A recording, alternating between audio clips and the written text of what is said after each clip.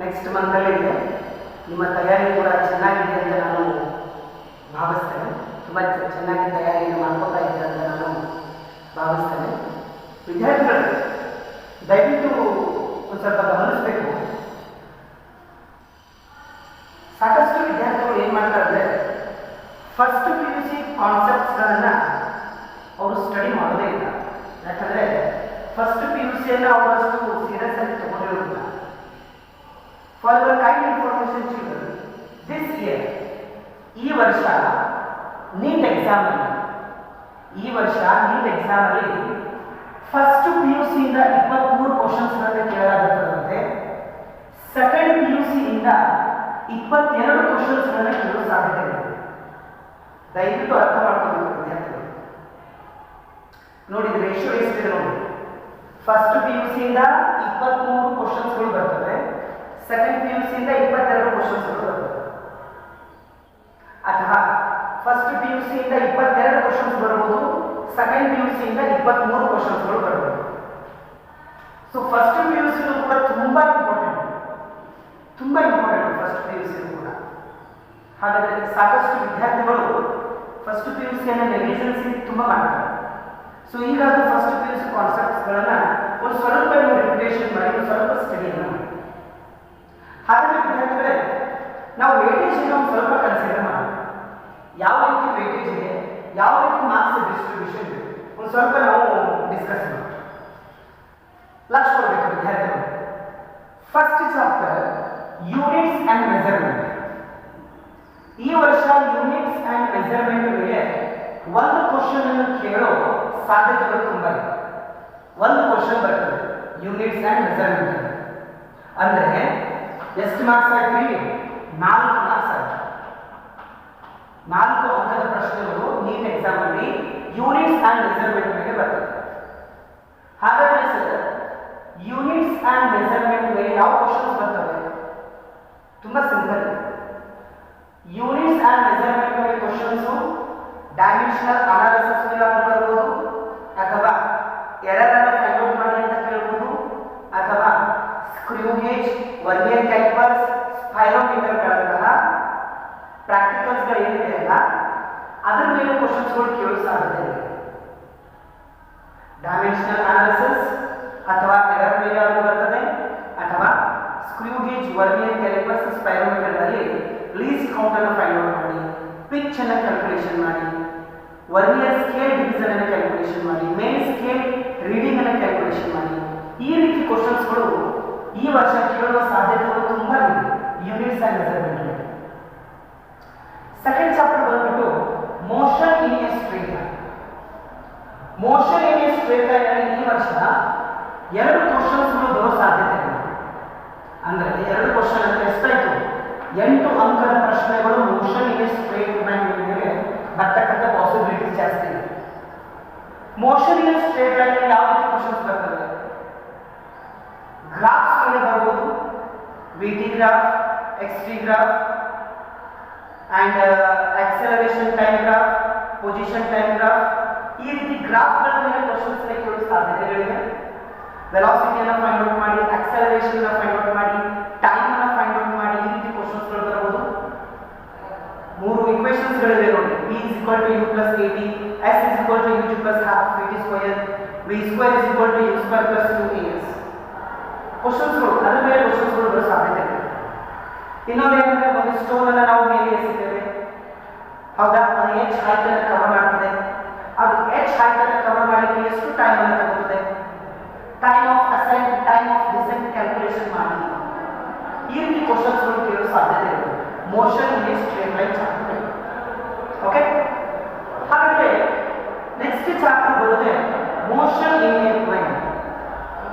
Motion in a plane ಅಲ್ಲಿ ಈ ವರ್ಷ 1 ರಿಂದ 2 ಪ್ರಶ್ನೆಗಳು ಬರೆಯುವ ಚಾನ್ಸಸ್ ಇದೆ. ಅಂದ್ರೆ 4 ರಿಂದ 8 ಅಂಕದ ಪ್ರಶ್ನೆಗಳು ಮೋಷನ್ ಇನ್ ಎ ಪ್ಲೇನ್ ಮೇಲೆ ಬರುತ್ತವೆ. ಹಾಗಾದ್ರೆ ಸರ್, ಯಾವ ರೀತಿ ಕ್ವಶನ್ಸ್ ಬರ್ತವೆ ಸರ್? ವಿದ್ಯಾರ್ಥಿಗಳು, ಮೋಷನ್ ಇನ್ ಎ ಪ್ಲೇನ್ ಮೇಲೆ ಏನಾದರೂ ಕ್ವಶನ್ ಬಂದರೆ ಫಿಕ್ಸ್ ಕ್ವಶನ್ ಏನಂದ್ರೆ, ರೇಂಜ್ ಅನ್ನು ಕ್ಯಾಲ್ಕುಲೇಷನ್ ಮಾಡಿ ಅಂತ ಕೇಳ್ತಾರೆ, ಮ್ಯಾಕ್ಸಿಮಮ್ ಹೈಟ್ ಅನ್ನು ಕ್ಯಾಲ್ಕುಲೇಷನ್ ಮಾಡಿ ಅಂತ ಕೇಳ್ತಾರೆ, time of ascent, time of descent calculation ಮಾಡಿ ಅಂತ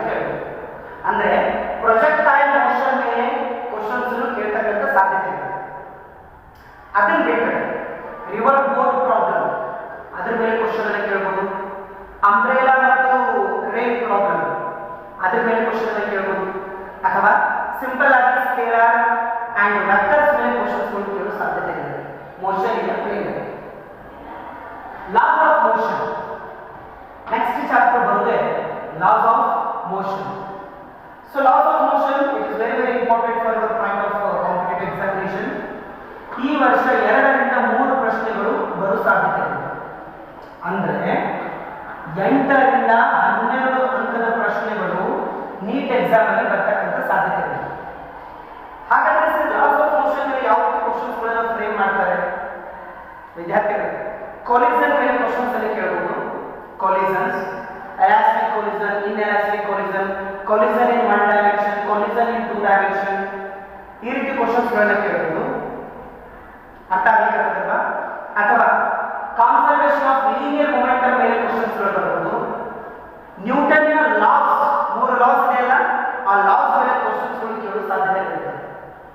ಹೌದಾ? You just previous year question papers are only check ಮಾಡಿ. You will get one idea how questions are going to ask in competitive examination. ಹೌದಾ? ಹಾಗಾದ್ರೆ next chapter work energy power. ಈ ವರ್ಷ work energy power ಮೇಲೆ 2 questions ಗಳು ಕೇಳೋ ಸಾಧ್ಯತೆ ಇದೆ. ಅಂದ್ರೆ 8 ಅಂಕದ ಪ್ರಶ್ನೆಗಳನ್ನು ಕೇಳತಕ್ಕಂಥ ಸಾಧ್ಯತೆ ಇದೆ. ವಿದ್ಯಾರ್ಥಿಗಳೇ, ವರ್ಕ್ ಎನರ್ಜಿ ಪವರ್ ಮೇಲೆ ಕಾಂಪಿಟೇಟಿವ್ ಅವರು ಕ್ವಶನ್ ಯಾವುದ್ರ ಮೇಲೆ ಕೇಳಬಹುದು ಅಂದ್ರೆ ಪವರ್ ಮೇಲೆ ಕೇಳಬಹುದು. ಪವರ್ ಮೇಲೆ ಕೇಳಬಹುದು, ಅಥವಾ ಎನರ್ಜಿ ಕಾನ್ಸೆಪ್ಟ್ ಮೇಲೆ ಬರ್ತವೆ. Kinetic energy, potential energy of the spring, ಈ ರೀತಿ ಕ್ವಶನ್ಸ್ ಗಳನ್ನು ಫ್ರೇಮ್ ಮಾಡೋ ಸಾಧ್ಯತೆಗಳಿವೆ. ವರ್ಕ್ ಮೇಲೆ ಕ್ವಶನ್ಸ್ ಅನ್ನು ಫ್ರೇಮ್ ಮಾಡೋ ಸಾಧ್ಯತೆ ಇದೆ. ಸೊ ಸಿಂಪಲ್ ಫಾರ್ಮುಲಾಸ್ ಇರ್ತವೆ. ಒಂದು ಕ್ವಶನ್ ಅನ್ನು ಫ್ರೇಮ್ ಮಾಡಿಬಿಟ್ಟು ವರ್ಕ್ ಫೈಂಡ್ ಔಟ್ ಮಾಡಿ, ಪವರ್ ಅನ್ನು ಫೈಂಡ್ ಔಟ್ ಮಾಡಿ, ಎನರ್ಜಿ ಸ್ಟೋರ್ಡ್ ಇನ್ ಸ್ಪ್ರಿಂಗ್ ಅದನ್ನ ಕ್ಯಾಲ್ಕುಲೇಷನ್ ಮಾಡಿ, ಈ ರೀತಿ ಕ್ವಶನ್ಸ್ ಗಳು ಕೇಳೋ ಸಾಧ್ಯತೆ ಇದೆ. ಇಲ್ಲಿ work energy power. I forward to tell one thing, laws of motion ಅಲ್ಲಿ ಇನ್ನೊಂದನ್ನು ನಾನು ಹೇಳೋದು ಮಾಡ್ತೇನೆ. ಫ್ರಿಕ್ಷನ್ ಮೇಲೆ ಕ್ವಶನ್ಸ್ ಗಳು ಜಾಸ್ತಿ ಕೇಳ್ತಾ ಇದ್ದಾರೆ. ಫ್ರಿಕ್ಷನ್ ಮೇಲೆ ಜಾಸ್ತಿ ಕೇಳ್ತಾ ಇದ್ದಾರೆ. ಸೊ ಫ್ರಿಕ್ಷನ್ ಮೇಲೆ ಯಾವ ರೀತಿ ಕ್ವಶನ್ಸ್ ಬರ್ಬೋದು ಅಂದ್ರೆ, find out maximum safe speed on A curve road, smooth curve road, circular road, bank road, ಆ ರೀತಿ ಕ್ವಶನ್ಸ್ ಗಳು ಲಾಸ್ ಆಫ್ ಮೋಷನ್ ಮೇಲೆ ಬರ್ತವೆ. Work energy power collisions actually ಇಲ್ಲೇ ಬರ್ತದೆ. ಲಾಸ್ ಆಫ್ ಮೋಷನ್ ಅಲ್ಲಿ ಬರೋದಿಲ್ಲ ಕೊಲಿಷನ್. ವರ್ಕ್ ಎನರ್ಜಿ ಪವರ್ ಅಲ್ಲಿ ಕೊಲಿಷನ್ಸ್ ಕಾನ್ಸೆಪ್ಟ್ ಬರ್ತದೆ. ಕೊಲಿಷನ್ಸ್ ಮೇಲೆ ಕ್ವಶನ್ಸ್ ಗಳು ಕೇಳೋ ಜಾಸ್ತಿ ಸಾಧ್ಯತೆ ಇದೆ ವರ್ಕ್ ಎನರ್ಜಿ ಪವರ್. ದಯವಿಟ್ಟು ಒಂದ್ಸತಿ ಕ್ವಶನ್ ಪೇಪರ್ ಅನ್ನು ನೋಡಿ ಸಿನಾಪ್ಸಿಸ್ ಅನ್ನು ಸ್ಟಡಿ ಮಾಡಿ. ನೆಕ್ಸ್ಟ್ ಚಾಪ್ಟರ್ ಬಂದ್ಬಿಟ್ಟು ತುಂಬಾ ಇಂಪಾರ್ಟೆಂಟ್ ಚಾಪ್ಟರ್ ಅಂದ್ರೆ system of particle and rotational motion. ಈ ವರ್ಷ ಏನ್ ಹೇಳ್ತಾ ಇದ್ದಾರೆ, system of particle and rotational motion ಮೇಲೆ 2 ರಿಂದ 3 ಪ್ರಶ್ನೆಗಳು ಬರಬಹುದು. Minimum 2, maximum 3. ಅಂದ್ರೆ minimum 8 marks, maximum 12 marks question answers ಗಳು system of a particle and rotational motion ಮೇಲೆ ಬರ್ತದೆ. ಹಾಗಾದ್ರೆ ಸರ್ ಕ್ವಶನ್ಸ್ ಗಳು ಯಾವ ರೀತಿ ಕೇಳ್ತಾರೆ? ಸೆಂಟರ್ ಆಫ್ ಮಾಸ್ ಮೇಲೆ ಕೇಳಬಹುದು ಒಂದು ಕ್ವಶನ್ ಅನ್ನ, ಇನ್ನೊಂದು ಕ್ವಶನ್ ಅನ್ನ ರೋಲಿಂಗ್ ಮೋಷನ್ ಮೇಲೆ ಕೇಳಬಹುದು, ಅಂದ್ರೆ ರೊಟೇಷನಲ್ ಮೋಷನ್ ಮೇಲೆ ಕೇಳಬಹುದು. ಮಗದೊಂದು ಕ್ವಶನ್ ಅನ್ನ ಮೂಮೆಂಟ್ ಆಫ್ ಇನರ್ಷಿಯಾ ಮೇಲೆ ಕೇಳಬಹುದು. Moment of inertia of the solid sphere, moment of inertia of the cylinder, circular ring, ಈ ರೀತಿ ಕ್ವಶನ್ಸ್ ಗಳನ್ನ ಫ್ರೇಮ್ ಮಾಡಿಬಿಟ್ಟು ಸಿಸ್ಟಮ್ ಆಫ್ ಪಾರ್ಟಿಕಲ್ ಮೇಲೆ ಕೇಳ್ತಕ್ಕಂಥ ಸಾಧ್ಯತೆಗಳು ಜಾಸ್ತಿ. ಅರ್ಥ ಮಾಡ್ಕೊಬೇಕು ಆಯ್ತಾ? ಗ್ರಾವಿಟೇಷನ್ ತುಂಬಾ ಈಸಿ ಆಗಿರ್ತಕ್ಕಂಥ ಚಾಪ್ಟರ್ ಗ್ರಾವಿಟೇಷನ್. ಈ ವರ್ಷ ಗ್ರಾವಿಟೇಷನ್ ಮೇಲೆ 2 ಕ್ವಶನ್ಸ್ ಗಳನ್ನ ಕೇಳೋ ಸಾಧ್ಯತೆ ಇದೆ. 2 ಕ್ವಶನ್ ಅಂದ್ರೆ ವಿದ್ಯಾರ್ಥಿಗಳೇ 8 ಅಂಕಗಳ, ಅಂದ್ರೆ 8 ಮಾರ್ಕ್ಸ್ ಆಗುತ್ತೆ. ಹೌದಲ್ವಾ ಸರ್? ಹಾಗಾದ್ರೆ ಗ್ರಾವಿಟೇಷನ್ ಮೇಲೆ ಯಾವ ರೀತಿ ಕ್ವಶನ್ಸ್ ಬರ್ತವೆ? ಲಾಸ್ಟ್ ಇಯರ್ ನೀಟ್ ಎಕ್ಸಾಮ್ ಅಲ್ಲಿ ಗ್ರಾವಿಟೇಷನ್ ಮೇಲೆ ಹೈಟ್ ಮತ್ತು ಡೆಪ್ತ್ ಮೇಲೆ ಕ್ವಶನ್ ಕೇಳಿದ್ದಾರೆ. ಅಂದ್ರೆ ನಾವೇನು ಎಕ್ಸ್ಪೆಕ್ಟ್ ಮಾಡಬಹುದು, ಹೈಟ್ ಡೆಪ್ತ್ ಅನ್ನು ಬಿಟ್ಬಿಟ್ಟು ಬೇರೆ ಕಾನ್ಸೆಪ್ಟ್ ಮೇಲೆ ಕ್ವಶನ್ ಕೇಳೋ ಸಾಧ್ಯತೆ ಇದೆ. ಅಂದ್ರೆ escape velocity, orbital velocity, gravitational potential energy, satellite ಗಳ ಮೇಲೆ ಅಥವಾ ಕ್ಯಾಪ್ಟರ್ಸ್ ಲಾಸ್ ಗಳ ಮೇಲೆ ಕ್ವಶನ್ಸ್ ಅನ್ನು ಕೇಳೋ ಸಾಧ್ಯತೆಗಳು ತುಂಬಾ ಗ್ರಾವಿಟೇಷನ್ ಚಾಪ್ಟರ್. ನೆಕ್ಸ್ಟ್ ಚಾಪ್ಟರ್ ಬಂದ್ಬಿಟ್ಟು ಮೆಕ್ಯಾನಿಕಲ್ ಪ್ರಾಪರ್ಟೀಸ್ ಆಫ್ ಸಾಲಿಡ್ಸ್. ತುಂಬಾ ಅಚ್ಚುಕಟ್ಟಾಗಿರ್ತಕ್ಕಂಥ ಚಾಪ್ಟರ್ ಇದು. ಈ ಚಾಪ್ಟರ್ ಅಲ್ಲಿ ಈ ವರ್ಷ ಒಂದು ಕ್ವಶನ್ ಅನ್ನ ಕೇಳೋ ಸಾಧ್ಯತೆಗಳು ತುಂಬಾ ಇದೆ. ಅಂದ್ರೆ 4 ಮಾರ್ಕ್ಸ್, 4 ಅಂಕದ ಪ್ರಶ್ನೆ. ಯಾವ ರೀತಿ ಬರ್ತವೆ ಸರ್? ತುಂಬಾ ಸರಳ ಇದೆ. ಪಾಯ್ಸನ್ಸ್ ರೇಷಿಯೋ ಅದ್ರ ಮೇಲೆ ಬರ್ಬೋದು, ಮಾಡ್ಯುಲಸ್ ಆಫ್ ರಿಜಿಡಿಟಿ ಮೇಲೆ ಬರ್ಬೋದು, ಆಂಟ್ಸ್ ಮಾಡ್ಯುಲಸ್ ಅನ್ನು ಫೈಂಡ್ ಔಟ್ ಮಾಡಿ, ಬಲ್ಕ್ ಮಾಡ್ಯುಲಸ್ ಅನ್ನು ಕ್ಯಾಲ್ಕುಲೇಷನ್ ಮಾಡಿ, ಹೌದಲ್ವಾ? ಈ ರೀತಿ ಮಾಡ್ಯುಲಸ್ ಮೇಲೆ ಕ್ವಶನ್ಸ್ಗಳು ಅಂದ್ರೆ ಎಲಾಸ್ಟಿಸಿಟಿ ಮೇಲೆ ಕೇಳ್ತಕ್ಕಂಥ ಚಾನ್ಸಸ್ ತುಂಬಾ ಜಾಸ್ತಿ ಇದೆ mechanical properties of solids. Stress ಅನ್ನು ಫೈಂಡ್ ಔಟ್ ಮಾಡಿ, ಸ್ಟ್ರೈನ್ ಅನ್ನು ಫೈಂಡ್ ಔಟ್ ಮಾಡಿ, ಸ್ಟ್ರೆಸ್ ಸ್ಟ್ರೈನ್ ಗ್ರಾಫ್ ಅನ್ನು ಕೊಟ್ಬಿಟ್ಟು ಯಾವುದು ಕರೆಕ್ಟ್ ಗ್ರಾಫ್ ಮ್ಯಾಚ್ ಮಾಡಿ, ಈ ರೀತಿ ಕ್ವಶನ್ಸ್ಗಳು ಕೇಳೋ ಸಾಧ್ಯತೆ ಇದೆ ಮೆಕ್ಯಾನಿಕಲ್ ಪ್ರಾಪರ್ಟೀಸ್ ಆಫ್ ಸಾಲಿಡ್ಸ್. ಮೊದಲೊಂದು ಚಾಪ್ಟರ್ ಯಾವುದು ಅಂದ್ರೆ ಮೆಕ್ಯಾನಿಕಲ್ ಪ್ರಾಪರ್ಟೀಸ್ ಆಫ್ ಫ್ಲೂಯಿಡ್ಸ್. ಈ ವರ್ಷ ಫ್ಲೂಯಿಡ್ಸ್ ಮೇಲೂ ಕೂಡ ಒಂದು ಕ್ವಶನ್ ಅನ್ನು ಕೇಳೋ ಚಾನ್ಸಸ್ ಇದೆ. ಒಂದು ಕ್ವಶನ್ ಸರ್, ಯಾವ ರೀತಿ ಕ್ವಶನ್ ಬರ್ಬೋದು ಸರ್? ಅದೇ ಈಸಿ ಇದೆ. ಡೆನ್ಸಿಟಿ ಕ್ಯಾಲ್ಕುಲೇಷನ್ ಮಾಡಂತ ಹೇಳ್ತಾರೆ, ವರ್ಕ್ ಡನ್ ಕ್ಯಾಲ್ಕುಲೇಷನ್ ಮಾಡಂತ ಹೇಳ್ತಾರೆ, ಸರ್ಫೇಸ್ ಟೆನ್ಷನ್ ಮೇಲೆ ಬರ್ಬೋದು, ವಿಸ್ಕಾಸಿಟಿ ಮೇಲೆ ಬರ್ಬೋದು, ರೆನಾಲ್ಡ್ಸ್ ನಂಬರ್ ಮೇಲೆ ಬರ್ಬೋದು, ಹೌದಲ್ವಾ? ಸೊ ಈ ರೀತಿ ಕ್ವಶನ್ಸ್ಗಳು ಫ್ಲೂಯಿಡ್ಸ್ ಮೇಲೆ ಕೇಳೋ ಚಾನ್ಸಸ್ ತುಂಬಾ ಇದೆ. ನೆಕ್ಸ್ಟ್ ಬಂದ್ಬಿಟ್ಟು thermal properties of matter. So thermal properties of matter ಈ ವರ್ಷ 1 ಅಥವಾ 2 ಕ್ವಶನ್ಸ್ಗಳು ಬರ್ತವೆ. Minimum 1 question, maximum 2 question. ಅಂದ್ರೆ minimum 4 marks, maximum 8 marks thermal properties of matter. ಹಾಗಾದ್ರೆ sir thermal properties of matter ಮೇಲೆ ಯಾವ ಕ್ವಶನ್ಸ್ಗಳು ಬರ್ತವೆ? ಬ್ಲ್ಯಾಕ್ ಬಾಡಿ ರೇಡಿಯೇಷನ್ ಮೇಲೆ ಬರ್ಬೋದು, ವೈನ್ಸ್ ಡಿಸ್ಪ್ಲೇಸ್ಮೆಂಟ್ ಲಾ ಮೇಲೆ ಬರ್ಬೋದು, ಸ್ಟಿಫನ್ಸ್ ಲಾ ಮೇಲೆ ಬರ್ಬೋದು, ಸ್ಪೆಸಿಫಿಕ್ ಹೀಟ್ ಕೆಪಾಸಿಟಿಯನ್ನು ಕ್ಯಾಲ್ಕುಲೇಷನ್ ಮಾಡಂತ ಹೇಳ್ತಾರೆ, ಥರ್ಮಲ್ ಕಂಡಕ್ಟಿವಿಟಿ ಮೇಲೆ ಕ್ವಶನ್ ಬರ್ಬೋದು, ಕನ್ವೆಕ್ಷನ್ ರೇಡಿಯೇಷನ್ ಮೇಲೆ ಕ್ವಶನ್ಸ್ಗಳು ಬರ್ಬೋದು, ಮೋಲಾರ್ ಸ್ಪೆಸಿಫಿಕ್ ಹೀಟ್ ಕೆಪಾಸಿಟಿಯನ್ನು ಕೂಡ ಕ್ಯಾಲ್ಕುಲೇಷನ್ ಮಾಡಿ ಅಂತ ಕೇಳ್ತಾರೆ. ಸೊ ಈ ಕಾನ್ಸೆಪ್ಟ್ ಮೇಲೆ ಕ್ವಶನ್ಸ್ಗಳು ಬರೋ ಸಾಧ್ಯತೆಗಳು ಜಾಸ್ತಿ ಇದೆ ಥರ್ಮಲ್ ಪ್ರಾಪರ್ಟೀಸ್ ಆಫ್ ಮ್ಯಾಟರ್. ಇನ್ನೊಂದು ಇಂಪಾರ್ಟೆಂಟ್ ಚಾಪ್ಟರ್ ಯಾವುದಂದ್ರೆ ಥರ್ಮೋಡೈನಮಿಕ್ಸ್. ಥರ್ಮೋಡೈನಮಿಕ್ಸ್ ಮೇಲೆ ಈ ವರ್ಷ 2 ಕ್ವಶನ್ಸ್ಗಳು ಕೇಳೋ ಸಾಧ್ಯತೆ ಇದೆ. 2 ಕ್ವಶನ್ ಅಂದ್ರೆ 8 ಅಂಕದ ಪ್ರಶ್ನೆ. ಥರ್ಮೋಡೈನಮಿಕ್ಸ್ ಮೇಲೆ ಕ್ವಶನ್ಸ್ ಅನ್ನು ಕೇಳಿದ್ರೆ ಹೀಟ್ ಎಂಜಿನ್ ಮೇಲೆ ಕೇಳ್ತಾರೆ, ರೆಫ್ರಿಜರೇಟರ್ ಮೇಲೆ ಕೇಳ್ತಾರೆ. ಹೀಟ್ ಎಂಜಿನ್ ಕೇಳಿದ್ರೆ ಎಫಿಷಿಯನ್ಸಿ ಕ್ಯಾಲ್ಕುಲೇಷನ್ ಮಾಡಿ ಅಂತ ಹೇಳ್ತಾರೆ, ರೆಫ್ರಿಜರೇಟರ್ ಕೇಳಿದ್ರೆ ಕೋಎಫಿಷಿಯಂಟ್ ಆಫ್ ಪರ್ಫಾರ್ಮೆನ್ಸ್ ಕ್ಯಾಲ್ಕುಲೇಷನ್ ಮಾಡಿ ಅಂತ ಹೇಳ್ತಾರೆ. ಅಥವಾ ಗ್ರಾಫ್ ಅನ್ನು ಕೊಟ್ಬಿಟ್ಟು ಪ್ರೆಷರ್ ವಾಲ್ಯೂಮ್ ಗ್ರಾಫ್ ಅನ್ನು ಕೊಟ್ಬಿಟ್ಟು ವರ್ಕ್ ಡನ್ ಕ್ಯಾಲ್ಕುಲೇಷನ್ ಮಾಡಿ ಅಂತ ಹೇಳ್ತಾರೆ. ಅಥವಾ pressure volume nature of graphs ಅನ್ನು ಕೊಟ್ಬಿಟ್ಟು ಯಾವ ಗ್ರಾಫ್ ಯಾವ ಪ್ರೊಸೆಸ್ಗೆ ಸರಿಯಾಗಿ ಹೊಂದುತ್ತದೆ, isothermal process, adiabatic process, isochoric process, isobaric process representation ಮಾಡಬೇಕು ಯಾವುದರ ಮುಖಾಂತರ? ಗ್ರಾಫ್ಗಳ ಮುಖಾಂತರ. ಸೊ ಈ ರೀತಿ ಕ್ವಶನ್ಸ್ ಕೇಳೋ ಸಾಧ್ಯತೆ ಇದೆ ಥರ್ಮಲ್ ಪ್ರಾಪರ್ಟೀಸ್ ಆಫ್ ಥರ್ಮೋಡೈನಮಿಕ್ಸ್.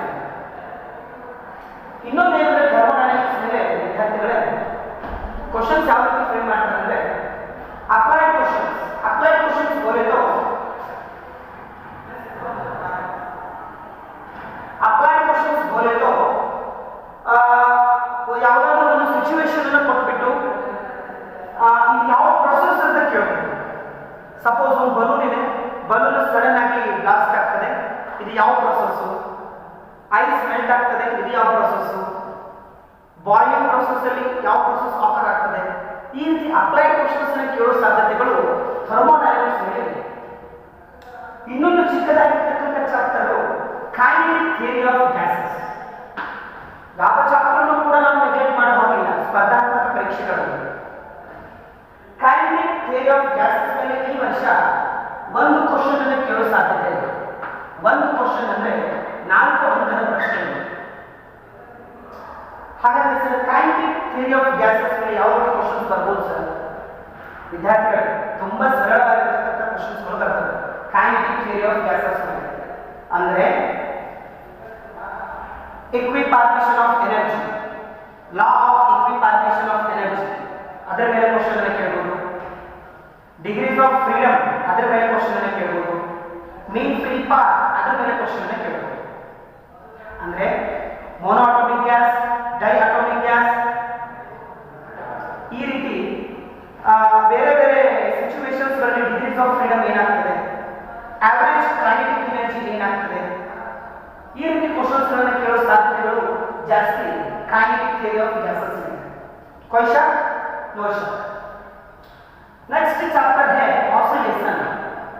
इधर देखो भाई, ऑसिलेशन चैप्टर ಈ ವರ್ಷ ಆಸಿಲೇಷನ್ ಮೇಲೆ 2 ಕ್ವೆಶ್ಚನ್ಸ್ ಅಥವಾ 1 ಕ್ವೆಶ್ಚನ್ ಕೇಳೋ ಸಾಧ್ಯತೆ ಇದೆ. ಅಂದ್ರೆ ಮಿನಿಮಮ್ 4 ಮಾರ್ಕ್ಸ್, ಮ್ಯಾಕ್ಸಿಮಮ್ 8 ಅಂಕದ ಪ್ರಶ್ನೆಗಳು ಕೇಳಬಹುದು ಆಸಿಲೇಷನ್ ಮೇಲೆ. ಆಸಿಲೇಷನ್ ಮೇಲೆ ಕ್ವೆಶ್ಚನ್ ಕೇಳಿದ್ರೆ ಯಾವ ರೀತಿ ಬರಬಹುದು? ಒಂದು ಎಸೆನ್ಷಿಯಲ್ ಇಕ್ವೇಷನ್ ಅನ್ನು ಕೊಟ್ಬಿಟ್ಟು ಆಂಪ್ಲಿಟ್ಯೂಡ್ ಕ್ಯಾಲ್ಕುಲೇಷನ್ ಮಾಡಿ ಅಂತ ಹೇಳ್ಬೋದು. ಯಾವ ಇಕ್ವೇಷನ್ ಸರಿಯಾಗಿದೆ ಅಂತ ಕೇಳಬಹುದು. ಸಿಂಪಲ್ ಹಾರ್ಮೋನಿಕ್ ಮೋಷನ್ ಮೇಲೆ ಕ್ವೆಶ್ಚನ್ಸ್ ಬರ್ತವೆ. ಫೇಸ್ ಡಿಫರೆನ್ಸ್ ಎಷ್ಟಿರ್ತದೆ, ವೆಲಾಸಿಟಿ ಆಕ್ಸೆಲರೇಷನ್ ಮಧ್ಯೆ ಇರತಕ್ಕಂಥ ಫೇಸ್ ಡಿಫರೆನ್ಸ್, ಡಿಸ್ಪ್ಲೇಸ್ಮೆಂಟ್ ಮತ್ತು ಆಕ್ಸೆಲರೇಷನ್ ಮಧ್ಯೆ ಇರತಕ್ಕಂಥ ಫೇಸ್ ಡಿಫರೆನ್ಸ್, ಈ ರೀತಿ ಕ್ವೆಶ್ಚನ್ಸ್ ಗಳನ್ನ ಫ್ರೇಮ್ ಮಾಡಬಹುದು. ಅಥವಾ ಸಿಂಪಲ್ ಪೆಂಡುಲಮ್ ಮೇಲೆ ಕ್ವೆಶ್ಚನ್ ಕೇಳೋ ಪಾಸಿಬಿಲಿಟಿ ಜಾಸ್ತಿ ಇದೆ. ಲಾಸ್ಟ್ ಇಯರ್ ಆಸಿಲೇಷನ್ ಮೇಲೆ ಒಂದು ಕ್ವೆಶ್ಚನ್ ಬಂತು, ಏನಂದ್ರೆ what is the phase difference between displacement and acceleration ಅಂತ ಕೇಳಿದ್ರು. ಆನ್ಸರ್ ಏನಿರ್ತಂದ್ರೆ ಪೈ ರೇಡಿಯನ್ ಆನ್ಸರ್. ಈ ರೀತಿ ಸಿಂಪಲ್ ಕ್ವೆಶ್ಚನ್ಸ್ ಅನ್ನ ಕೇಳ್ತಿರ್ತಾರೆ. ಬಟ್ ನಾವು ಭಾಗ ಆಗ್ತೀವಿ ಅಷ್ಟೇ, ಯಾಕಂದ್ರೆ ಕರೆಕ್ಟ್ ಆಗಿ ಪ್ರಿಪರೇಷನ್ ಅನ್ನ ನಾವು ಮಾಡಿರೋದಿಲ್ಲ. ಹೌದಲ್ವಾ? ಹಾಗಾದ್ರೆ ನೆಕ್ಸ್ಟ್ ಚಾಪ್ಟರ್ ಬಂದ್ಬಿಟ್ಟು ವೇವ್ಸ್. ವೇವ್ಸ್ ಅಲ್ಲೂ ಕೂಡ ಮಿನಿಮಮ್ 1 ಕ್ವೆಶ್ಚನ್, ಮ್ಯಾಕ್ಸಿಮಮ್ 2 ಕ್ವೆಶ್ಚನ್. ಅಂದ್ರೆ minimum 4 marks, maximum 8 marks waves ಮೇಲೆ. ವೇವ್ಸ್ ಮೇಲೆ ಕ್ವೆಶ್ಚನ್ ಅನ್ನು ಕೇಳಿದ್ರೆ ಈ ವರ್ಷ ಡಾಪ್ಲರ್ ಎಫೆಕ್ಟ್ ಮೇಲೆ ಕೇಳ್ತಾರೆ. ಡಾಪ್ಲರ್ ಎಫೆಕ್ಟ್ ಮೇಲೆ ಕೇಳಬಹುದು. ಅಥವಾ ಬಿಟ್ಸ್, ಲಾಸ್ಟ್ ಇಯರ್ ಬಿಟ್ಸ್ ಮೇಲೆ ಕೇಳಿದ್ದಾರೆ. ಈ ವರ್ಷ ಬಿಟ್ಸ್ ಮೇಲೆ ಕೇಳೋ ಸಾಧ್ಯತೆಗಳು ತುಂಬಾ ಕಡಿಮೆ ಇದೆ. ಡಾಪ್ಲರ್ ಎಫೆಕ್ಟ್ ಮೇಲೆ ಕೇಳಬಹುದು. ಡಾಪ್ಲರ್ ಎಫೆಕ್ಟ್ ಬಿಟ್ಟರೆ ಪ್ರಿನ್ಸಿಪಲ್ ಆಫ್ ಸೂಪರ್ ಪೊಸಿಷನ್ ಮೇಲೆ ಕೇಳಬಹುದು. ಅಥವಾ ಅದರ ಮೇಲೆ ಕ್ವೆಶ್ಚನ್ ಕೇಳಿದ್ರೆ open pipe, closed pipe, first harmonic, second harmonic, first overtone, second overtone, ಈ ರೀತಿ ಕ್ವೆಶ್ಚನ್ಸ್ ಗಳು, ಆ ಕಾನ್ಸೆಪ್ಟ್ ಮೇಲೆ ಕ್ವೆಶ್ಚನ್ಸ್ ಗಳು ಕೇಳೋ ಸಾಧ್ಯತೆಗಳು ತುಂಬಾ ಇದೆ ವೇವ್ಸ್ ಮೇಲೆ. Getting what I tell you? Okay, ಇದರ देखो, ध्यान से देखो. So this is complete information about first PUC. First PUC ಯಲ್ಲಿ 23 ಕ್ವೆಶ್ಚನ್ಸ್ ಗಳು ಈ ವರ್ಷ ಕೇಳೋ ಸಾಧ್ಯತೆಗಳು ಇವೆ. Out of 45 questions 23 questions will come from first PUC chapters. ತುಂಬಾ ಇಂಪಾರ್ಟೆಂಟ್, ಎಲ್ಲವನ್ನೂ ನಾನು ನೀಟಾಗಿ ಎಕ್ಸ್ಪ್ಲೇನ್ ಮಾಡಿದ್ದೀನಿ. So coming to second PUC. Second PUC ಏನಾಗ್ತದೆ ಅಂದ್ರೆ ಮೊದಲನೇ chapter electric charges and fields. Minimum 1 question, maximum 2 question. ಅಂದ್ರೆ minimum 4 marks, maximum 8 marks electric charges and fields. Sir questions ಯಾವ ರೀತಿ ಬರ್ತಾವೆ sir? Last year Coulomb's law ಮೇಲೆ ಕೇಳಿದ್ದಾರೆ. ಈ ವರ್ಷ ಕುಲಂಬ್ಸ್ ಲಾ ಅನ್ನು ಬಿಟ್ಬಿಟ್ಟು ಸೂಪರ್ ಪೊಸಿಷನ್ ಪ್ರಿನ್ಸಿಪಲ್ ಮೇಲೆ ಕೇಳಬಹುದು, ಎಲೆಕ್ಟ್ರಿಕ್ ಫೀಲ್ಡ್ ಇಂಟೆನ್ಸಿಟಿ ಮೇಲೆ ಕೇಳಬಹುದು, ಆಕ್ಸಿಯಲ್ ಲೈನ್, ಇಕ್ವೆಟೋರಿಯಲ್ ಲೈನ್ ಮೇಲೆ ಕೇಳಬಹುದು. ಗಾಸ್ ಲಾ ಅಪ್ಲಿಕೇಶನ್ ಮೇಲೆ ಕೇಳತಕ್ಕಂಥ ಚಾನ್ಸಸ್ಗಳು ತುಂಬಾ ಇದೆ. Gauss law applications, infinite straight current carrying conductor, ಹೌದಲ್ವಾ? ದೆನ್ ಸಾಲಿಡ್ ಸ್ಫಿಯರ್, ಹೌದಲ್ವಾ? ಸಾಲಿಡ್ ಸಿಲಿಂಡರ್, ಈ ರೀತಿ ಅಪ್ಲಿಕೇಶನ್ಸ್, ಗಾಸ್ ಲಾಸ್ ಅಪ್ಲಿಕೇಶನ್ಸ್ ಮೇಲೆ ಕೇಳತಕ್ಕಂಥ ಚಾನ್ಸಸ್ಗಳು ತುಂಬಾ ಇರ್ತವೆ. ಎಲ್ಲಿ? Electric charges and fields. ಎರಡನೇ ಚಾಪ್ಟರ್ ಬಂದ್ಬಿಟ್ಟು second PUC electric potential and capacitance. ಇಲ್ಲಿನೂ ಕೂಡ ಮಿನಿಮಮ್ 1 ಕ್ವೆಶ್ಚನ್, ಮ್ಯಾಕ್ಸಿಮಮ್ 2 ಕ್ವೆಶ್ಚನ್. ಅಂದ್ರೆ minimum 4 marks, maximum 8 marks. Sir ಯಾವ ಮೇಲೆ ಕೇಳ್ತಾರೆ ಸರ್ ಕ್ವೆಶ್ಚನ್? ಎಲೆಕ್ಟ್ರಿಕ್ ಪೊಟೆನ್ಷಿಯಲ್ ಅನ್ನು ಕ್ಯಾಲ್ಕುಲೇಷನ್ ಮಾಡಿ ಅಂತ ಹೇಳ್ಬೋದು. ಸೂಪರ್ ಪೊಸಿಷನ್ ಪ್ರಿನ್ಸಿಪಲ್ ಅನ್ನು ಯೂಸ್ ಮಾಡಿ. ಹೌದಾ? ಸೀರೀಸ್ ಮತ್ತು ಪ್ಯಾರಲಲ್ ಕಾಂಬಿನೇಷನ್ ಮೇಲೆ ಕ್ವೆಶ್ಚನ್ಸ್ ಅನ್ನು ಕೇಳಬಹುದು. Capacitance characters in series, capacitance in parallel, ಆ ಕಾಂಬಿನೇಷನ್ ಮೇಲೆ ಕ್ವಶನ್ಸ್ ಅನ್ನು ಕೇಳಬಹುದು. ಎನರ್ಜಿ ಸ್ಟೋರ್ ಮೇಲೆ ಕೆಪಾಸಿಟರ್ ಮೇಲೆ ಕೇಳಬಹುದು. Dielectric medium, capacitance of the capacitor, in the absence of dielectric medium, in the presence of dielectric medium. ಈ ರೀತಿ ಕ್ವಶನ್ಸ್ ಗಳನ್ನು ಕೇಳೋ ಸಾಧ್ಯತೆಗಳು ತುಂಬಾ ಇದೆ. ಎಲೆಕ್ಟ್ರಿಕ್ ಪೊಟೆನ್ಷಿಯಲ್ ಅಂಡ್ ಕೆಪಾಸಿಟನ್ಸ್ ಅಲ್ಲಿ current electricity is very very important. ಯಾಕಂದ್ರೆ 4 ಪ್ರಶ್ನೆಗಳು ಈ ವರ್ಷ ಕೇಳಿದ್ದಾರೆ ಕರೆಂಟ್ ಎಲೆಕ್ಟ್ರಿಸಿಟಿ ಮೇಲೆ. ಅಂದ್ರೆ 16 ಅಂಕದ ಪ್ರಶ್ನೆಗಳು ಕರೆಂಟ್ ಎಲೆಕ್ಟ್ರಿಸಿಟಿ ಮೇಲೆ ಬರ್ತವೆ. ಹಾಗಾದ್ರೆ ಸರ್ ಯಾವ ಕ್ವಶನ್ಸ್ ಯಾವ ರೀತಿ ಬರ್ಬೋದು? ವೆಟ್ಸ್ಟೋನ್ ಬ್ರಿಡ್ಜ್ ಮೇಲೆ ಕೇಳೋ ಸಾಧ್ಯತೆಗಳಿವೆ. ಕ್ರಿಚಾಫ್ಸ್ ಲಾಸ್ ಮೇಲೆ ಕೇಳಬಹುದು.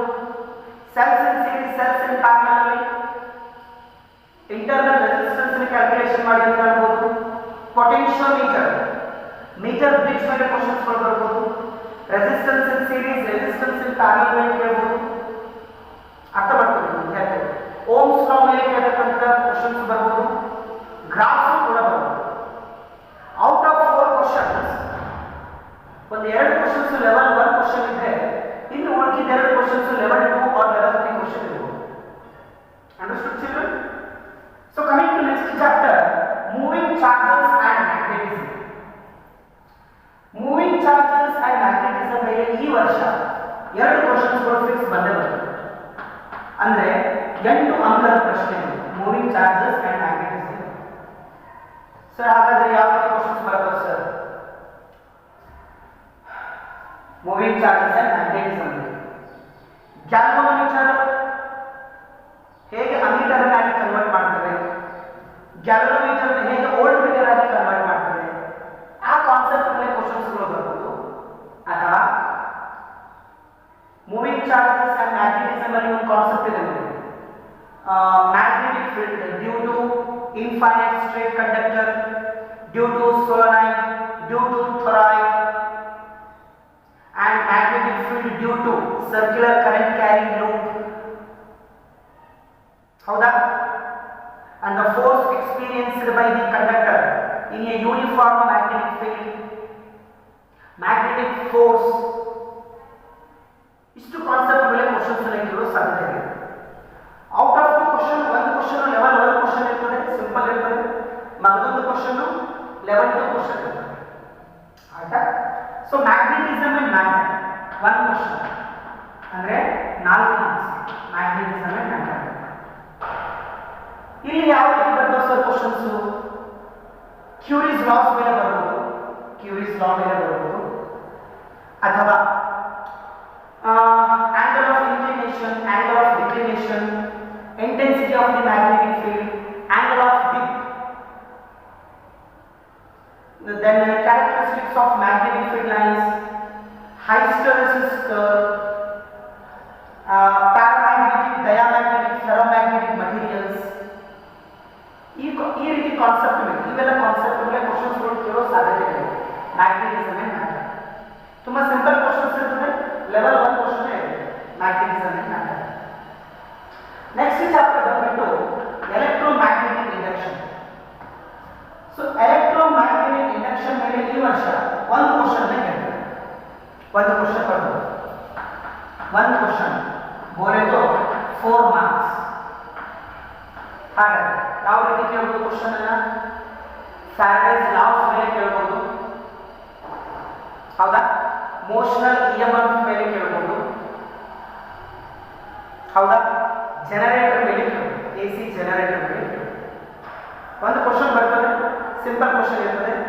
ಮ್ಯಾಗ್ನೆಟಿಕ್ ಫ್ಲಕ್ಸ್ ಅನ್ನು ಕ್ಯಾಲ್ಕುಲೇಷನ್ ಮಾಡಿ ಅಂತಾರೆ, ಆಂಗಲ್ ಅನ್ನು ಕ್ಯಾಲ್ಕುಲೇಷನ್ ಮಾಡಿ ಅಂತ ಹೇಳ್ತಾರೆ, ಇಂಟೆನ್ಸಿಟಿ ಆಫ್ ಮ್ಯಾಗ್ನೆಟಿಕ್ ಫೀಲ್ಡ್ ಅನ್ನು ಕ್ಯಾಲ್ಕುಲೇಷನ್ ಮಾಡಿ ಅಂತ ಹೇಳ್ತಾರೆ. ಈ ರೀತಿ ಸಾಧಾರಣ ಕ್ವಶನ್ಸ್ಗಳು ಇಎಂಐ ಮೇಲೆ ಬರ್ತಕ್ಕಂಥದ್ದು. ಇನ್ನೊಂದು ಚಾಪ್ಟರ್ ಬಂದ್ಬಿಟ್ಟು alternative current. Alternative current 1 question 4 marks. 1 question ಕೇಳೋ ಸಾಧ್ಯತೆ ಇದೆ ಅಲ್ಟರ್ನೇಟಿವ್ ಕರೆಂಟ್. ಸರಿ, ಯಾವ ಕಾನ್ಸೆಪ್ಟ್ ಮೇಲೆ ಬರ್ಬೋದು ಸರ್ ಅಲ್ಟರ್ನೇಟಿವ್ ಕರೆಂಟ್ ಮೇಲೆ? ಇಲ್ಲಿ ನಾನು ಬರ್ತೇನೆ ಎಲೆಕ್ಟ್ರೋಮ್ಯಾಗ್ನೆಟಿಕ್ ಇಂಡಕ್ಷನ್ ಅಲ್ಲಿ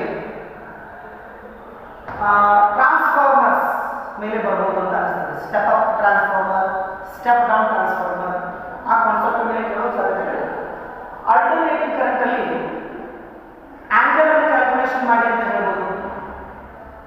ಫೇಸ್ ಅನ್ನು ಕ್ಯಾಲ್ಕುಲೇಷನ್ ಮಾಡಿ, ಪವರ್ ಫ್ಯಾಕ್ಟರ್ ಅನ್ನು ಕ್ಯಾಲ್ಕುಲೇಷನ್ ಮಾಡಿ, ಹೌದಲ್ವಾ? ಈ ರೀತಿ ಕ್ವಶನ್ಸ್ಗಳು ಅಂದ್ರೆ ಇಂಪೆಡೆನ್ಸ್, ರೆಸಿಸ್ಟೆನ್ಸ್, ಕೆಪಾಸಿಟನ್ಸ್, ಈ ರೀತಿ ವ್ಯಾಲ್ಯೂಸ್ ಅನ್ನು ಕ್ಯಾಲ್ಕುಲೇಷನ್ ಮಾಡಿ ಅಂತ ಹೇಳ್ಬೋದು ಅಲ್ಟರ್ನೇಟಿವ್. ಸೊ ಎಲೆಕ್ಟ್ರೋಮ್ಯಾಗ್ನೆಟಿಕ್ ವೇವ್ ಅಲ್ಲಿ ಒಂದು ಅಪ್ಲೈಡ್ ಕ್ವಶನ್ ಅನ್ನು ಕೇಳಬಹುದು. ಒಂದು ಕ್ವಶನ್ 4 ಮಾರ್ಕ್ಸ್. ಯಾವ ರೀತಿ ಕ್ವಶನ್ ಬರಬಹುದು ಅಂದ್ರೆ ಎಲೆಕ್ಟ್ರೋಮ್ಯಾಗ್ನೆಟಿಕ್ ವೇವ್ಸ್ ಅಲ್ಲಿ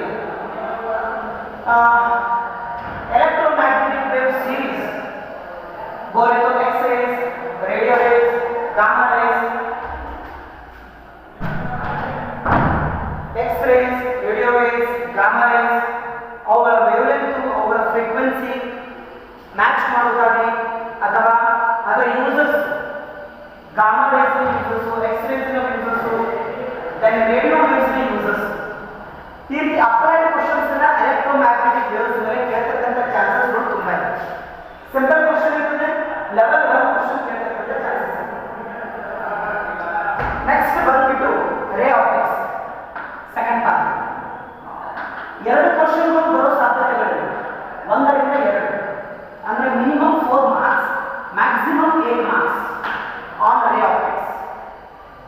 ಇಲ್ಲಿ ಗಮನಿಸಬೇಕು ವಿದ್ಯಾರ್ಥಿಗಳು, ರೇ ಆಪ್ಟಿಕ್ಸ್ ಅಲ್ಲಿ ಕ್ವಶನ್ಸ್ ಫೋಕಲ್ ಲೆಂತ್ ಅನ್ನು ಕ್ಯಾಲ್ಕುಲೇಷನ್ ಮಾಡಿ ಅಂತ ಹೇಳ್ತಾರೆ, ರೇಡಿಯಸ್ ಆಫ್ ಕರ್ವೇಚರ್ ಅನ್ನು ಕ್ಯಾಲ್ಕುಲೇಷನ್ ಮಾಡಿ ಅಂತ ಹೇಳ್ಬೋದು, ಲೆನ್ಸ್ ನ ಪ್ಯಾರಲಲ್ ಕಾಂಬಿನೇಷನ್ ಆಫ್ ಲೆನ್ಸಸ್ ಇರ್ತಿದೆ ನೋಡಿ. 2 ಲೆನ್ಸ್ಗಳ ಇರ್ತವೆ, 2 ಲೆನ್ಸ್ಗಳು ಅದರ ಮಧ್ಯೆ ಡಿಸ್ಟೆನ್ಸ್ ಡಿ ಇರ್ತದೆ. ಕಾಂಬಿನೇಷನ್ ಆಫ್ ಲೆನ್ಸಸ್ ಮೇಲೆ ಕ್ವಶನ್ಸ್ ಕೇಳೋ ಸಾಧ್ಯತೆಗಳಿವೆ, ಹೌದಾ? ಆಪ್ಟಿಕಲ್ ಇನ್ಸ್ಟ್ರೂಮೆಂಟ್ಸ್ ಮೇಲೆ ಬಂದರೆ simple microscope, compound microscope, telescope, ಅವುಗಳ ರೇ ಡಯಾಗ್ರಾಮ್ ಅನ್ನು ಕೇಳ್ತಕ್ಕಂಥ ಚಾನ್ಸಸ್ಗಳು ತುಂಬಾ ಇದೆ. ಇಲ್ಲಿ ರೇ ಆಪ್ಟಿಕ್ಸ್ ಗೆ ಬಂದರೆ ಅಲ್ಲಿ ಕೂಡ ವೇ ಆಪ್ಟಿಕ್ಸ್ ಅಲ್ಲಿ 1 ಕ್ವಶನ್ ಅನ್ನು ಕೇಳಬಹುದು ಅಂತ ಹೇಳ್ತಾರೆ. ವೇ ಆಪ್ಟಿಕ್ಸ್ ಅಲ್ಲಿ 1 ಕ್ವಶನ್ ಅಂದ್ರೆ 4 ಮಾರ್ಕ್ಸ್. ಯಾವ ರೀತಿ ಕ್ವಶನ್ಸ್ ಬರ್ತವೆ ಸರ್ ವೇ ಆಪ್ಟಿಕ್ಸ್ ಅಲ್ಲಿ? ಯಾವ ಕಾನ್ಸೆಪ್ಟ್ ಮೇಲೆ ಬರ್ಬೋದು? ಬ್ರೇವ್ಸ್ಟರ್ ಲಾ ಮೇಲೆ ಬರ್ಬೋದು ಕ್ವಶನ್ಸ್, ಬ್ರೇವ್ಸ್ಟರ್ ಲಾ ಮೇಲೆ ಬರ್ಬೋದು, ಅಥವಾ ಯಂಗ್ಸ್ ಡಬಲ್ ಸ್ಲಿಟ್ ಎಕ್ಸ್ಪೆರಿಮೆಂಟ್ ಮೇಲೆ ಬರ್ಬೋದು. ಯಂಗ್ಸ್ ಡಬಲ್ ಸ್ಲಿಟ್ ಎಕ್ಸ್ಪೆರಿಮೆಂಟ್ ಅಲ್ಲಿ fringe width, dark fringe width, bright fringe width, ಅದರ ವಿಡ್ತ್ ಅನ್ನು ಕ್ಯಾಲ್ಕುಲೇಷನ್ ಮಾಡಿ ಅಂತ ಹೇಳ್ಬೋದು, ವೇವ್ಲೆಂತ್ ಅನ್ನು ಕ್ಯಾಲ್ಕುಲೇಷನ್ ಮಾಡಿ ಅಂತ ಹೇಳ್ಬೋದು, ಹೌದಲ್ಲ? ಸೊ ಈ ರೀತಿ ಕ್ವಶನ್ಸ್ಗಳು ವೇ ಆಪ್ಟಿಕ್ಸ್ ಮೇಲೆ ಬರ್ತಕ್ಕಂಥ ಚಾನ್ಸಸ್ಗಳು. Next 11, 12, 13, 14 complete modern physics. Modern physics is very very important for your point of NEET exam. Modern physics ಅಲ್ಲಿ 4 ಚಾಪ್ಟರ್ಗಳಿವೆ. ಅಂದ್ರೆ ಒಂದನೇದು dual nature, atom, nuclear and semiconductor. minimum 28 marks question answers will come from modern physics. 28 ಅಂಕದ ಪ್ರಶ್ನೆಗಳು modern physics ಮೇಲೆ ಕೇಳತಕ್ಕಂಥ ಸಾಧ್ಯತೆ ಇದೆ. ಅಂದ್ರೆ ಡ್ಯುಯಲ್ ನೇಚರ್ ಮೇಲೆ 2 ಕ್ವಶನ್ ಅನ್ನು ಕೇಳಬಹುದು, ಅಂದ್ರೆ 8 ಮಾರ್ಕ್ಸ್. ಆಟಮ್ ಮೇಲೆ 1 ಕ್ವಶನ್ ಅನ್ನು ಕೇಳಬಹುದು, ಅಂದ್ರೆ 4 ಮಾರ್ಕ್ಸ್. ನ್ಯೂಕ್ಲಿಯರ್ ಮೇಲೆ 1 ಕ್ವಶನ್ ಅನ್ನು ಕೇಳಬಹುದು, 4 ಮಾರ್ಕ್ಸ್. ಸೆಮಿಕಂಡಕ್ಟರ್ ಅಲ್ಲಿ 3 ಕ್ವಶನ್ಸ್ ಅನ್ನು ಕೇಳಬಹುದು, ಅಂದ್ರೆ 12 ಮಾರ್ಕ್ಸ್. ಡ್ಯುಯಲ್ ನೇಚರ್ ಮೇಲೆ ಯಾವ ಕ್ವಶನ್ಸ್ ಬರಬಹುದು ಸರ್? ಫೋಟೋ ಎಲೆಕ್ಟ್ರಿಕ್ ಎಫೆಕ್ಟ್ ಮೇಲೆ ಬರಬಹುದು, ಸ್ಟಾಪಿಂಗ್ ಪೊಟೆನ್ಷಿಯಲ್ ಅನ್ನು ಕ್ಯಾಲ್ಕುಲೇಷನ್ ಮಾಡಿ ಅಂತ ಹೇಳ್ತಾರೆ, ವರ್ಕ್ ಫಂಕ್ಷನ್ ಅನ್ನು ಕ್ಯಾಲ್ಕುಲೇಷನ್ ಮಾಡಿ ಅಂತ ಹೇಳ್ತಾರೆ, ಫ್ರೀಕ್ವೆನ್ಸಿ ಕ್ಯಾಲ್ಕುಲೇಷನ್ ಮಾಡಿ ಅಂತ ಹೇಳ್ತಾರೆ. ಡಿವಿಷನ್ ಆರ್ ಜರ್ನಲ್ ಎಕ್ಸ್ಪೆರಿಮೆಂಟ್ ಮೇಲೆ ಒಂದು ಅಪ್ಲೈಡ್ ಕ್ವಶನ್ ಅನ್ನು ಕೂಡ ಕೇಳಬಹುದು, ನೇಚರ್ ಆಫ್ ಗ್ರಾಫ್ಸ್ ಅನ್ನು ಕೇಳಬಹುದು, ಫೋಟೋ ಎಲೆಕ್ಟ್ರಿಕ್ ಎಫೆಕ್ಟ್ ಲಾಸ್ ಮೇಲೆ ಕ್ವಶನ್ಸ್ ಅನ್ನು ಕೇಳೋ ಸಾಧ್ಯತೆಗಳು ತುಂಬಾ ಇದೆ. ಡ್ಯುಯಲ್ ನೇಚರ್ ಮೇಲೆ ತುಂಬಾ ಸಿಂಪಲ್ ಚಾಪ್ಟರ್ ಇದೆ, ನಾವು ಪ್ರಾಕ್ಟೀಸ್ ಮಾಡಬಹುದು. ವರ್ಕ್ ಫಂಕ್ಷನ್ ಕ್ಯಾಲ್ಕುಲೇಷನ್ ಮಾಡಿ ಆ ರೀತಿ ಕ್ವಶನ್ಸ್ ಬರ್ತದೆ. ಆಟಮ್ ಚಾಪ್ಟರ್ ಅನ್ನು ತಗೊಂಡ್ರೆ 1 ಕ್ವಶನ್ ಬರೋ ಸಾಧ್ಯತೆ ಇದೆ. ಆಟಮ್ ಚಾಪ್ಟರ್ ಅನ್ನು ತಗೊಂಡ್ರೆ ಆಟಮ್ ಚಾಪ್ಟರ್ ಮೇಲೆ ಎನರ್ಜಿ ಕ್ಯಾಲ್ಕುಲೇಷನ್ ಮಾಡಿ ಅಂತ ಹೇಳ್ಬೋದು, total energy, kinetic energy, potential energy calculation ಮಾಡಿ ಅಂತ ಹೇಳ್ಬೋದು, ಹೌದಾ? ಡಿ ಬ್ರಾಯ್ ವೇವ್ಲೆಂತ್ ಕ್ಯಾಲ್ಕುಲೇಷನ್ ಮಾಡಿ ಅಂತ ಹೇಳ್ಬೋದು, ಮ್ಯಾಟರ್ ವೇವ್ಸ್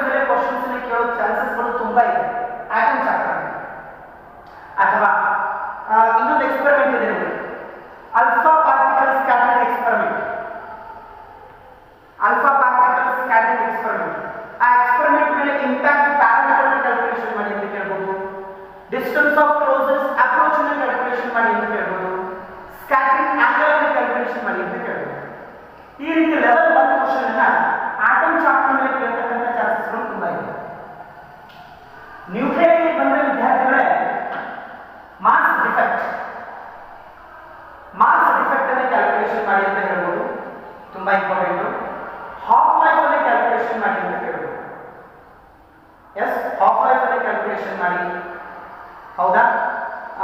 ಮತ್ತೆ ಮಾಸ್ ಡಿಫೆಕ್ಟ್ ಅನ್ನು ಕ್ಯಾಲ್ಕುಲೇಷನ್ ಮಾಡಿ. ಈ ರೀತಿ ಕ್ವಶನ್ಸ್ಗಳು ನ್ಯೂಕ್ಲಿಯರ್ ಚಾಪ್ಟರ್ ಮೇಲೆ ಬರ್ತಕ್ಕಂಥ ಚಾನ್ಸಸ್ಗಳಿವೆ. ಇನ್ನೊಂದು ಇಂಪಾರ್ಟೆಂಟ್ ಚಾಪ್ಟರ್ ಯಾವುದಂದ್ರೆ ಸೆಮಿಕಂಡಕ್ಟರ್. ಈ ವರ್ಷ ಸೆಮಿಕಂಡಕ್ಟರ್ ಮೇಲೆ 3 ಪ್ರಶ್ನೆಗಳು ಬರ್ತವೆ, ಅಂದ್ರೆ 12 ಅಂಕದ ಪ್ರಶ್ನೆಗಳು. ಸರ್, ಸೆಮಿಕಂಡಕ್ಟರ್ ಮೇಲೆ ಯಾವ ರೀತಿ ಕ್ವಶನ್ಸ್ ಬರ್ಬೋದು ಸರ್? ವಿದ್ಯಾರ್ಥಿಗಳು ಯಾವಾಗಲೂ ತಯಾರಿ ಇಟ್ಕೊಳ್ಳಿ. ಗೇಟ್ಸ್ ಮೇಲೆ ಕ್ವಶನ್ಸ್ ಅನ್ನ ಕೇಳಬೇಕು. ಗೇಟ್ಸ್ ಒಂದು 5 ಗೇಟ್ಸ್ ಗಳು, ಆ ಕಾಂಬಿನೇಷನ್ ಅನ್ನ ಮಾಡಿಬಿಟ್ಟು ಇನ್ಪುಟ್ ಮತ್ತು ಔಟ್ಪುಟ್ ಅನ್ನ ಕ್ಯಾಲ್ಕುಲೇಷನ್ ಮಾಡಿ ಅಂತ ಹೇಳ್ಬೋದು. ಇನ್ಪುಟ್ ಕೊಟ್ಬಿಟ್ಟು ಔಟ್ಪುಟ್ ಅನ್ನ ಕ್ಯಾಲ್ಕುಲೇಷನ್ ಮಾಡಿ. ಗೇಟ್ಸ್ ಮೇಲೆ ಆರ್ ಗೇಟ್, ನ್ಯಾಂಡ್ ಗೇಟ್, ನಾರ್ ಗೇಟ್, ಈ ರೀತಿ ಗೇಟ್ಸ್ ಗಳ ಮೇಲೆ ಕ್ವಶನ್ ಅಂತ ಇದ್ದೇ ಇರ್ತದೆ. ಒಂದೊಂದು ಫಿಕ್ಸ್ಡ್ ಕ್ವಶನ್ ಇದ್ದೇ ಇರ್ತದೆ. ಇನ್ನೆರಡು ಕ್ವಶನ್ಸ್ ಗಳನ್ನ ಯಾವ ರೀತಿ ಕೇಳಬಹುದು ಅಂದ್ರೆ PN ಜಂಕ್ಷನ್ ಡಯೋಡ್ ಮೇಲೆ ಕೇಳಬಹುದು, ಹೌದಾ? ಜಂಕ್ಷನ್ಸ್ ಮೇಲೆ ಕೇಳಬಹುದು, ಜೀನರ್ ಡಯೋಡ್ ಮೇಲೆ ಕೇಳಬಹುದು. ಮತ್ತೊಂದು ಕ್ವಶನ್ ಅನ್ನ ಟ್ರಾನ್ಸಿಸ್ಟರ್ ಮೇಲೆ ಕೇಳತಕ್ಕಂಥ ಸಾಧ್ಯತೆ ಇದೆ. Transistor act as amplifier,